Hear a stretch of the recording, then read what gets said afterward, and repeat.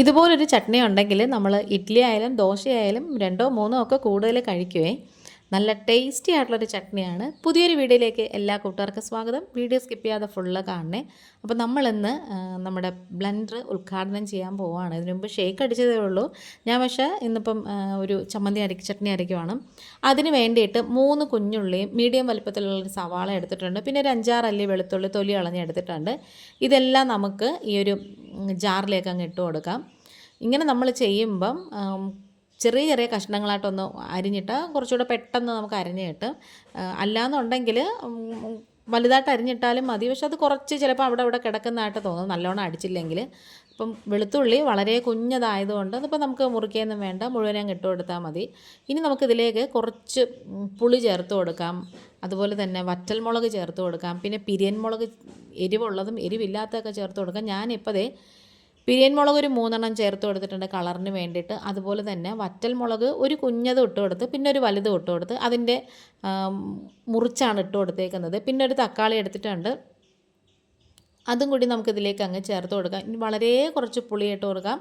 ആവശ്യത്തിനുള്ള ഉപ്പും കൂടി ചേർത്ത് കൊടുക്കാം. പുളി നമ്മൾ കുറച്ചിട്ടാൽ മതി, കാരണം എന്ന് വെച്ചാൽ ഈ ഒരു തക്കാളിക്ക് പുളി കാണും, അതുകൊണ്ടാണ്.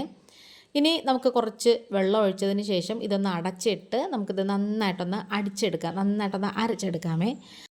ഇതുപോലത്തെ ഒരു ബ്ലെൻഡർ ഉണ്ടെങ്കിൽ നമുക്ക് നന്നായിട്ട് ഇങ്ങനെ നല്ല പേസ്റ്റ് രൂപത്തിൽ അടിച്ചെടുക്കാൻ പറ്റും. നല്ല ടേസ്റ്റാണ് കേട്ടോ ഈ ഒരു ചട്നിക്ക്. അപ്പോൾ ഇതിപ്പം ഏകദേശം നന്നായിട്ട് ഇങ്ങനെ അരഞ്ഞ് വന്നിട്ടുണ്ട്, നിങ്ങൾക്ക് കാണുമ്പോൾ തന്നെ മനസ്സിലാവും. ഈ ഒരു ചട്നിക്കൊക്കെ നമ്മൾ മുഴുവൻ മുളക് ചേർത്ത് അരയ്ക്കുന്നതാണ് കേട്ടോ നല്ലത്, പൊടിയിടാതെ.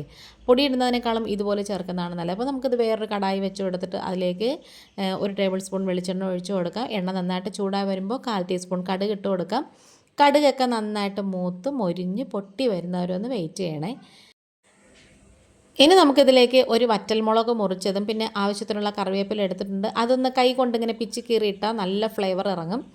അതും കൂടി ഇട്ടതിന് ശേഷം ഇതെല്ലാം കൂടി നന്നായിട്ട് മൊരിഞ്ഞ് വരുമ്പോൾ നമ്മൾ അരച്ച് വെച്ച ആ ഒരു കൂട്ടുണ്ടല്ലോ അത് ഇതിലേക്ക് അങ്ങ് ഇട്ട് കൊടുക്കാം.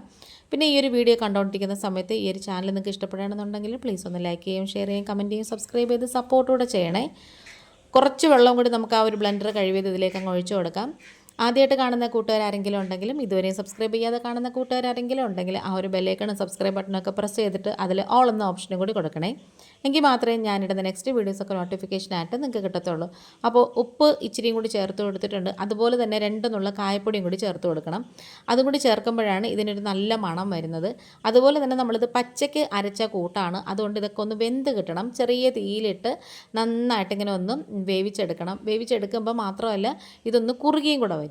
അപ്പോൾ ഇത് ലൂസായിട്ട് വേണമെങ്കിൽ അങ്ങനെ വേണമെങ്കിലും കഴിക്കാം. ഇതിപ്പോൾ ഞാൻ വെള്ളച്ചട്നിയും കൂടെ ഉണ്ടാക്കുന്നതുകൊണ്ട് ഇത് കുറച്ചൊന്ന് കുറുക്കി ചെറുതായിട്ടൊന്ന് കുറുക്കിയാണ് എടുക്കുന്നത്. ഇതിൻ്റെ വെള്ളമയമൊക്കെ അത്യാവശ്യം ഒന്ന് വറ്റിയിട്ടുണ്ട്.